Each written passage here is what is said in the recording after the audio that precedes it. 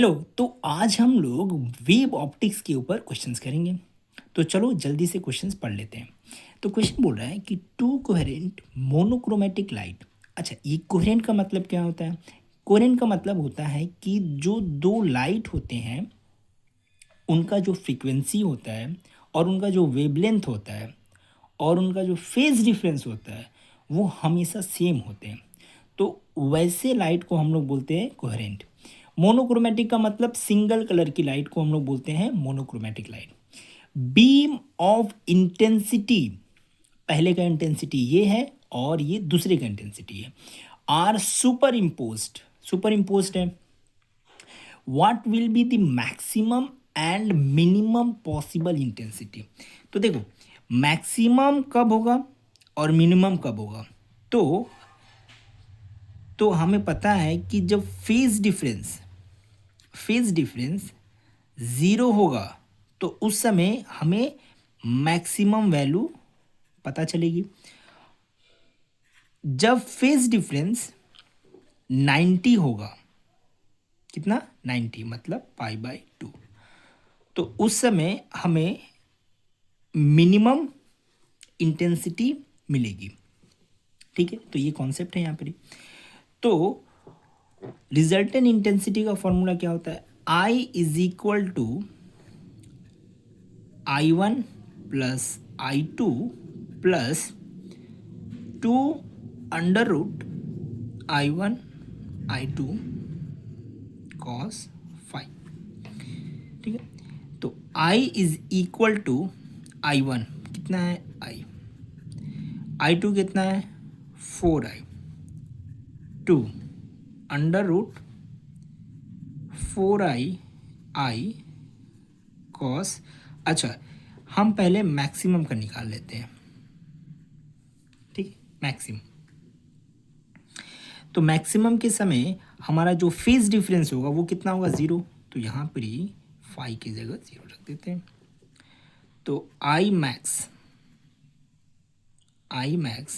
Is equal to 5I plus 2 under root 4I²। Cos zero कितना होता है? 1। 5I plus 2, 4 को बाहर निकालेंगे तो 2, ये I² जो है ये बाहर आएगा तो I हो जाएगा इंटू 1। तो ये होगा तुम्हारा 5I plus 4I, that is 9I। ठीक, तो ये हमारा मैक्सिमम इंटेंसिटी आ गया। मिनिमम इंटेंसिटी के केस में क्या होगा? हमारा जो फेज डिफरेंस होगा वो हमारा 90 के बराबर होगा। तो I is equal to 4I plus I plus 2 4I cos पाई/2। तो I is equal to 5I plus 2 under 2I cos 90 कितना होता है? ज़ीरो। तो इस केस में हमारा जो इंटेंसिटी निकल के आएगा वो मिनिमम आएगा, दैट इज 5I। ठीक है, तो यही हमारा क्वेश्चन था।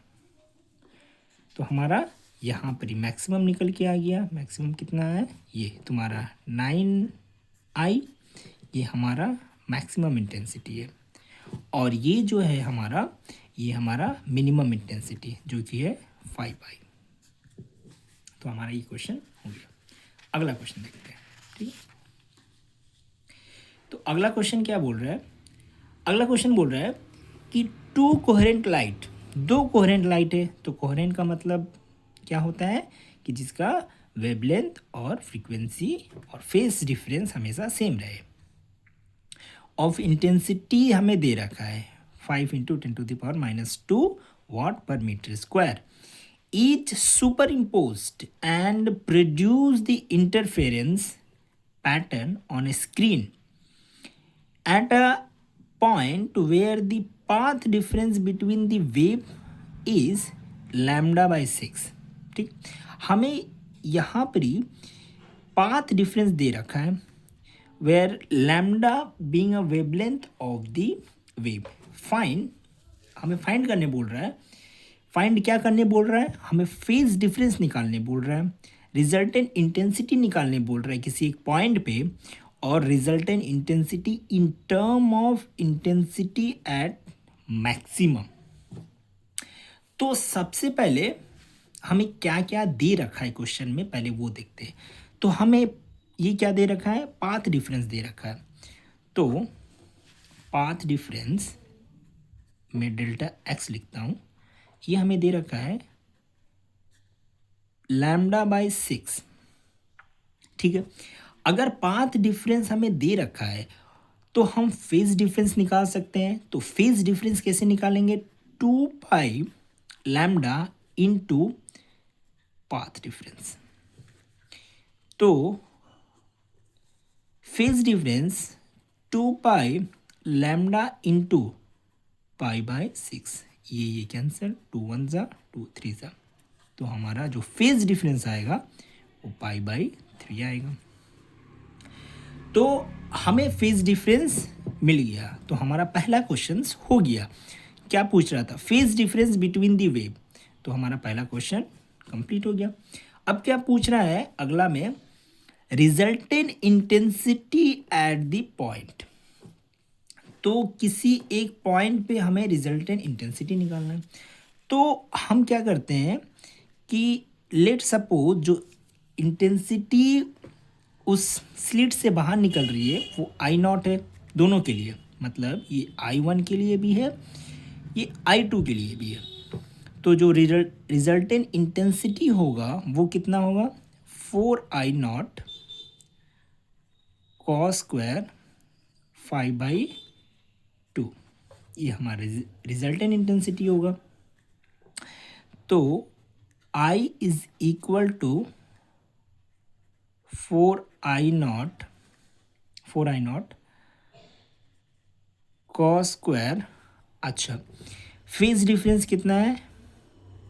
π/2 इंटू 3, तो 4I0 cos स्क्वायर π/6, 4I0, अच्छा ये कितना है? cos 30, तो cos 30 होता है √3/2 का होल स्क्वायर, तो 4I0 इंटू 3/4, ये कैंसिल हो गया। कैंसिल होने के बाद 3I0, अच्छा क्वेश्चन में हमें दे रखा था कि I0 का वैल्यू क्या है, ये हमारा इंटेंसिटी है। तो I0 का वैल्यू हमें पता है, तो 3 इंटू 5 इंटू 10⁻⁻²,